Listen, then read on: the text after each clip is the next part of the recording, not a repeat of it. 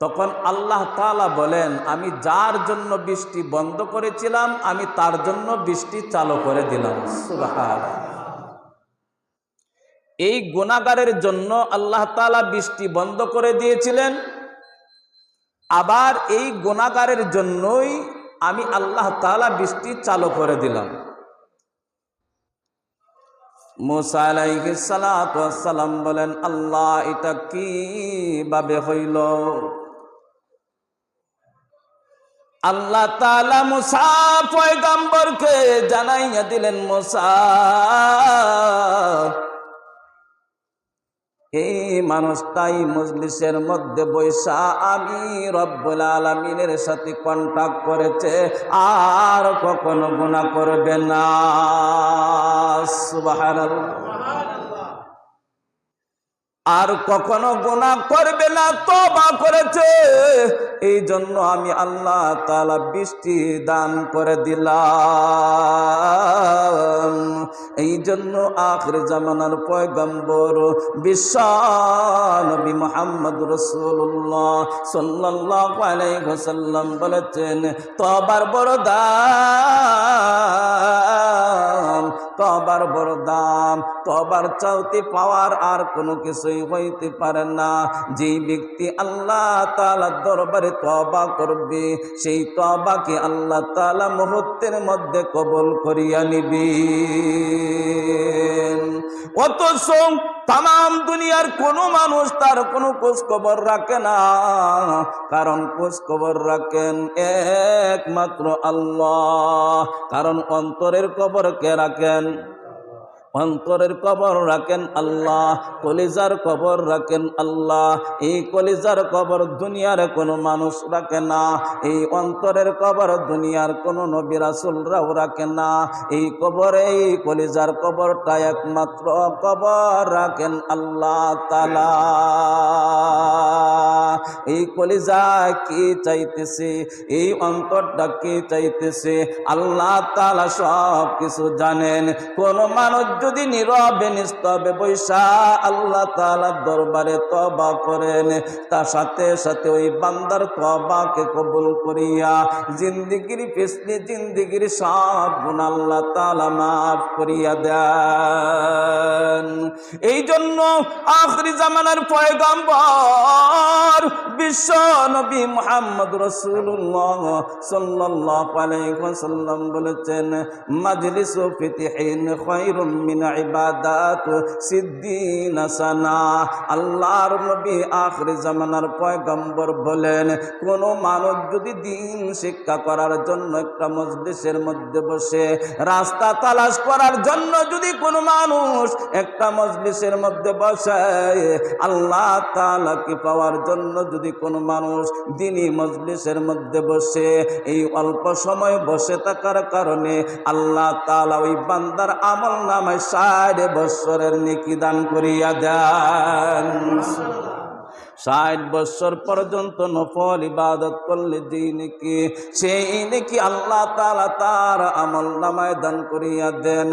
আল্লাহর নবী বলেছেন, এই জুম্মার দিনের মধ্যে যে ব্যক্তি আসবে, এক জুম্মা থেকে আরেক জুম্মা পর্যন্ত, এক জুম্মা পড়লো মাঝখানে বাদ দিয়া আরেক জুম্মার মধ্যে বান্দা শামিল হয়ে গেল, এই 2 জুম্মার মাঝখানে বান্দা যত গুনাহ করবে সমস্ত গুনাহ আল্লাহ তাআলা বান্দাকে মাফ করিয়া দিবেন।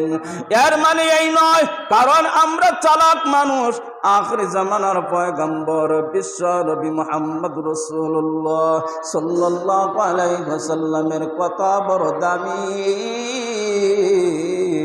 অনেক দামি কথা, বুঝার কারণে আমরা ভুল বুঝিয়া যাই। আল্লাহর নবী বলেছেন, এক জুম্মা থেকে আরেক জুম্মা পর্যন্ত এর মাঝখানে বান্দার যত গুনাহ হবে সমস্ত গুনাহ আল্লাহ তাআলা মাফ করিয়া দিবেন।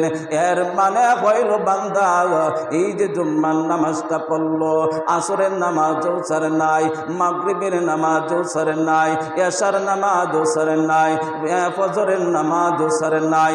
এই 5 ওয়াক্ত নামাজ আদায় করতে করতে আরেকটা জুম্মা সামনের দিনের মধ্যে চলে আসলো। আখিরি জামানার পয়গম্বর বললেন, এই বান্দার সমস্ত এই সপ্তাহের যত গুনাহ আছে সমস্ত গুনাহ আল্লাহ তাআলা মাফ করিয়া দিল। সুবহানাল্লাহ। সমস্ত গুনাহ আল্লাহ তাআলা মাফ করিয়া দিল।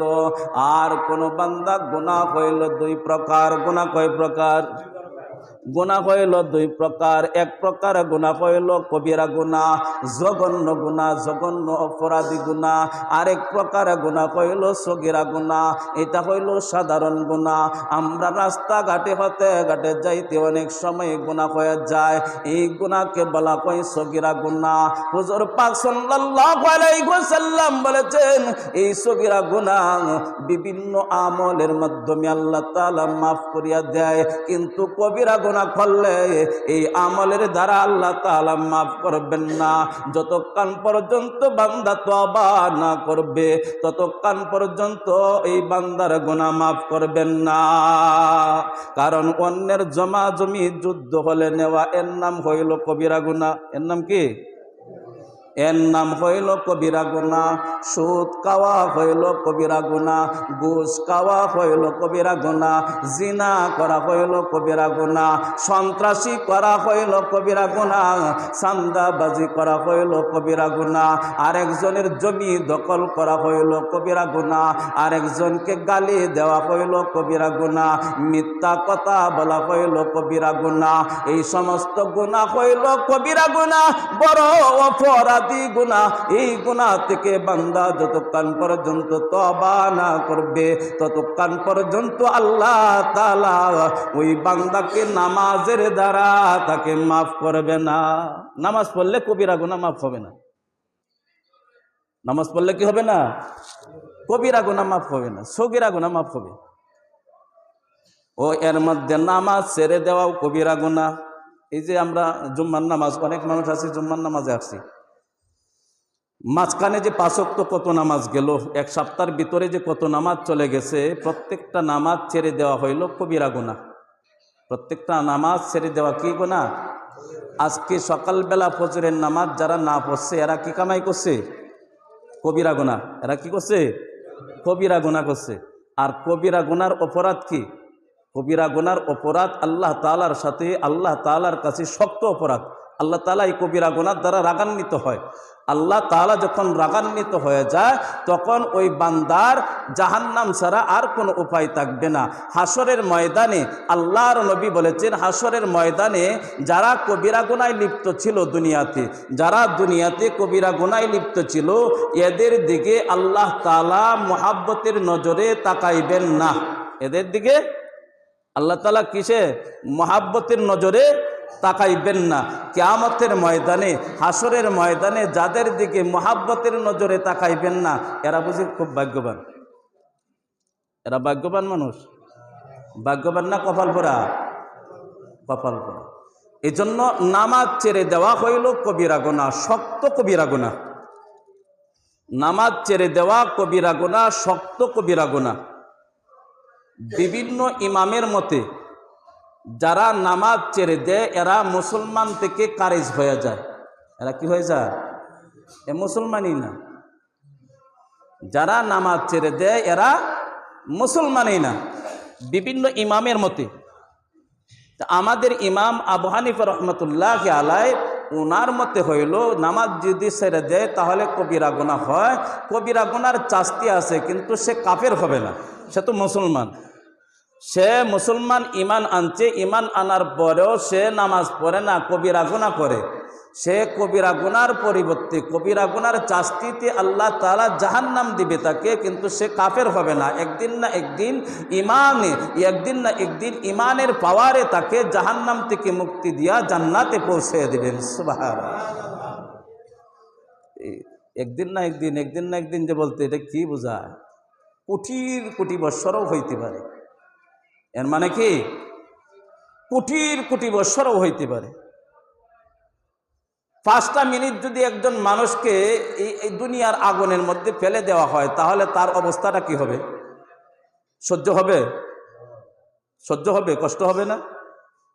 সমস্ত আত্মীয় স্বজন বন্ধু বান্ধব যারা আছে সকল মানুষই চাইবে ওকে বাঁচানোর জন্য, 5 মিনিটের জন্য যেন আগুনের মধ্যে না পড়ে, তাকে বাঁচানোর জন্য সমস্ত বন্ধু বান্ধব আত্মীয় স্বজন যা আছে সকলেই জান প্রাণ দেওয়ার চেষ্টা করবে যেন সে সেই আগুনের মধ্যে না পড়ে। এই 5 মিনিটের জন্য সকলেই চেষ্টা করবে, ফিকির করবে তাকে বাঁচানোর জন্য।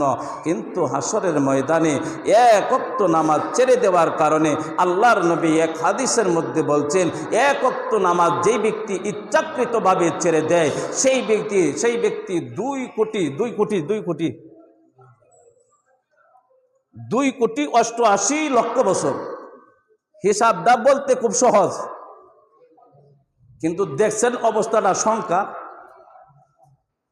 এক ওয়াক্ত নামাজ যদি কোনো বান্দা ইচ্ছাকৃতভাবে ছেড়ে দেয়, ওই বান্দার জন্য জাহান্নাম হইল 2,88 লক্ষ বছর। কত বছর?